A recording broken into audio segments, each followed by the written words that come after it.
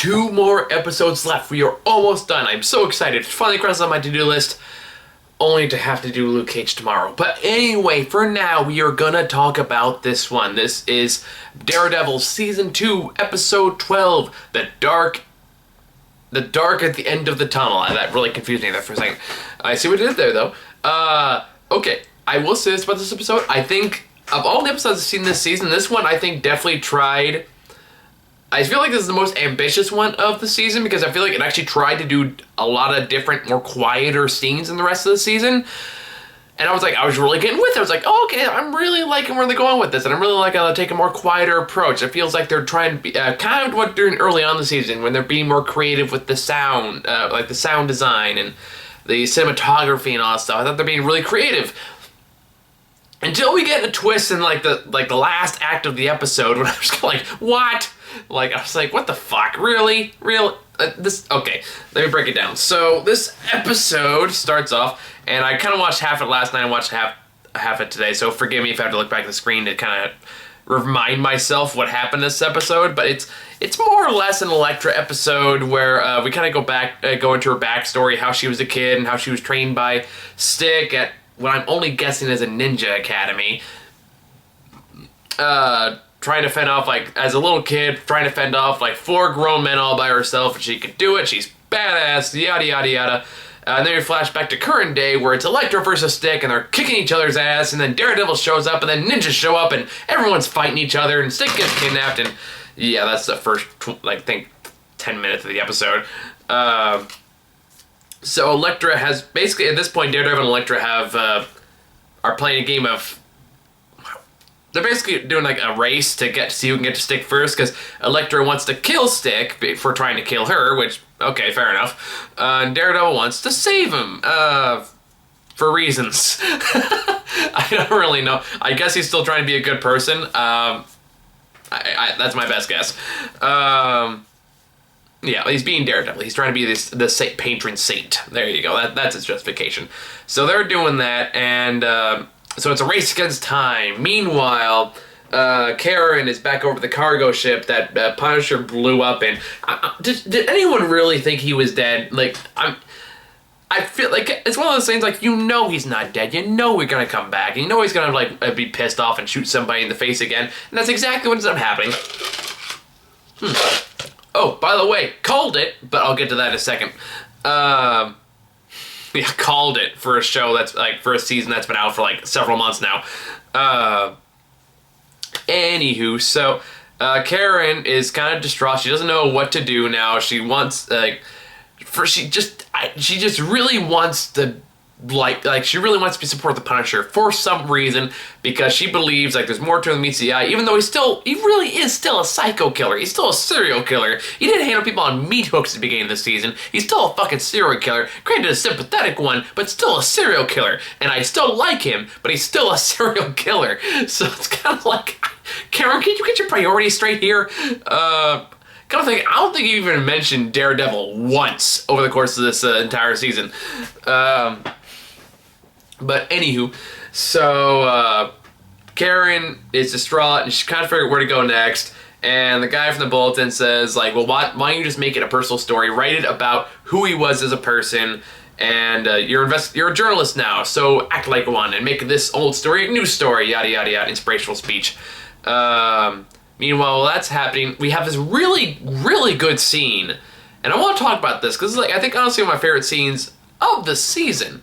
Where it shows, Matt Murdock going into the old office, and Foggy shows up, and they have this great little exchange where they're not really mad at each other, but they also know, like, they're not gonna fix it either. Or at least they're not gonna fix it neatly, and it's gonna go back to the way it was. They know, like, okay, there's some shit here that's just not gonna change, and we need to accept that. And I felt like there was a mutual respect on both sides.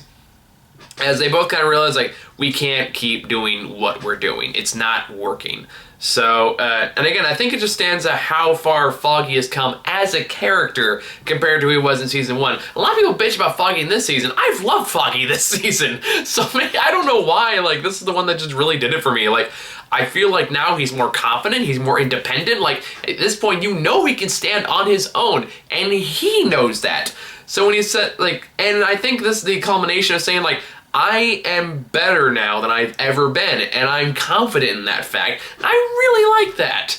I really like that about him. And I like that he's kind of going off and doing his own thing. I feel like he's earned that. I feel like he deserves to try not to deal with all this bullshit. So I really like that thing. I thought that was a good way to kind of capstone their story. I mean, of course, they'll probably still be friends to some extent, or at least find a way to patch things up. But I also like that they're also acknowledging the flaws in their friendship as well, and they're realizing there's some obstacles that neither side is ever going to be 100% okay with, and they're finding ways to, like, okay, you do what you do, but I can't stay here. I think that's perfectly fair and reasonable. So, like, okay, fair enough, good for you.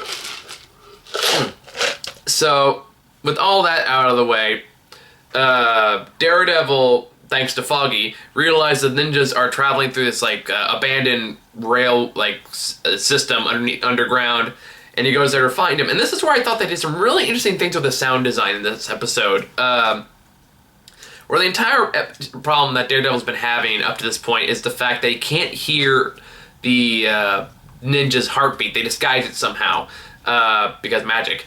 And so he can't really see where they're coming. So this time he finds them because they pull out their swords, and he can hear the sword swing. So he uses that to fight them. But then the ninjas figure out that they're detecting through their weapons, so they drop it, and one just fucking sucker punches him and runs away, which kind of made me chuckle. It's like, I don't know why they didn't just keep going, but it's kind of... It's just kind of like, oh, he can't beat us with a sword. Pop! Ha ha ha! Run away. Anyway, I don't know why they're stereotypes in my head. Well, they're fucking ninjas. Like, that's why they look like stereotypical ninjas, so that's why they have stereotypical voice. Anyway, I digress. This is all focus. There you go. So, but what I really thought was really clever is you can't follow them, obviously, because they quiet their footsteps. They can't hear their heartbeat, but he can hear the blood dripping off the ninja's hand because he popped him in the nose. So you got blood all over his hand, and he's dripping along the way, and that's how he tracks him down. I thought that was very clever. Meanwhile, while all that's going on, Karen decides to make a character piece about Punisher instead. So he goes over to, guess who? The army guy's house from the court, from the trial. And it's like, I knew they were going to bring him back. I knew they were going to bring him back. Again, I'm still trying to remember if I spoiled that for myself at some point, but I don't care. I still called it. Turns out he is the blacksmith. But I did honestly really liked the scene preceding that reveal, though, because it's very quiet. There's no melodrama. Honestly, like they kind of get nostalgic about how Frank Castle was as a person, outside of the whole my family died a horrible death and yada yada yada. It's like also talking about like, oh, how he could do impressions, or how like he believed in this, believed in that. Like actually talk about him as a person rather than just a badass. And I really liked that. I thought it was a really well done scene. And of course the guy is just a great actor, and so he could pull it off effortlessly. Until Karen starts to catch on that he's the blacksmith, and you know, of course you got the scene where he pulls the gun on her, and then they drive into a car, and you know something's going to happen with the Punisher, and they all but say it, and of course the truck comes out of nowhere, slams into the truck, the car they're driving, and the Punisher takes the blacksmith hostage. Karen's like, if you do this, you're dead to me. Punisher expects, like, I don't fucking care. That's not what he says, but I'm paraphrasing. That's basically what he said. So while that's going on, and this is the part that really annoyed me, and this part that's kind of like, okay, that's kind of stupid. So,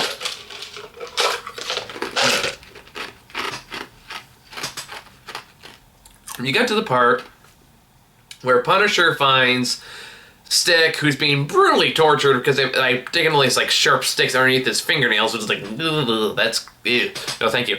At this point, Daredevil's found a way to track down the ninjas if he just focuses on the breathing, thanks to Stick, who's guiding him while he's like however long away, because he can hear through super hearing. But, so he helps him out with that, and then Elektra shows up saying, I'm gonna kill Stick, and then, but Daryl's like, oh, you can't do that, and Nobu shows up with this army of ninjas, and this is the part that was kind of like, what? It turns out that the Black Sky, the big evil Black Sky that appeared in the first season and apparently is what they worship, it turns out it's Elektra, their greatest living weapon. And I'm like, there better be another fucking twist to this, because if that really is what the Black Sky is, that means all this time, all this build-up, all this hype as to what the fuck the Black Sky is, it turns out is just a really good fighter. Is there more to this?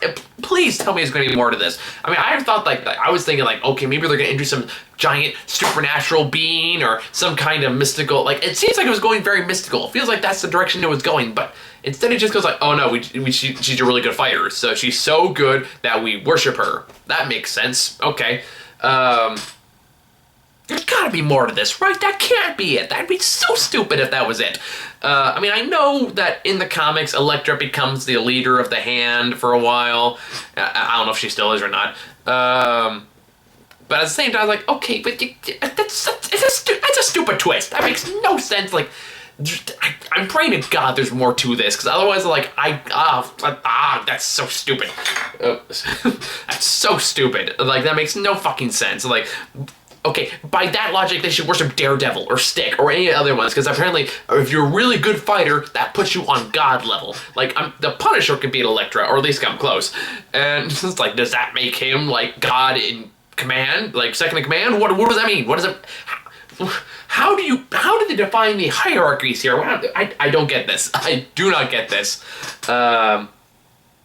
And I also don't get why Elektra's this makes perfect sense. It makes no sense. It does not make any sense. The Hand has really low standards for what they worship as godhood. So I don't know. I'm hoping there's more to it than that. I'm hoping I get some explanation in the next episode. But right now, I'm that really took me out of it. And that bugged me for the entire rest of the episode. I'm that's fucking bullshit. That's stupid.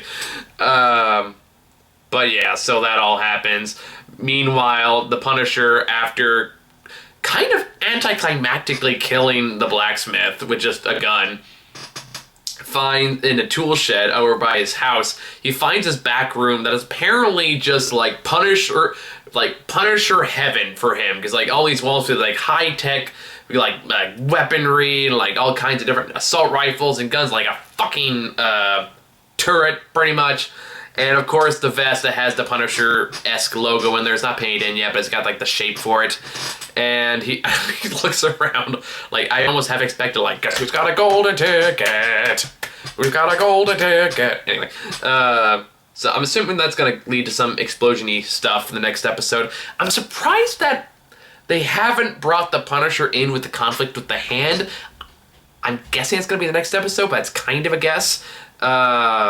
But either way, we'll see where that goes. It's okay, it's a good episode. I like what they tried to do with it. I'm really disappointed with the twist halfway through. That kind of ruined it for me to a certain extent.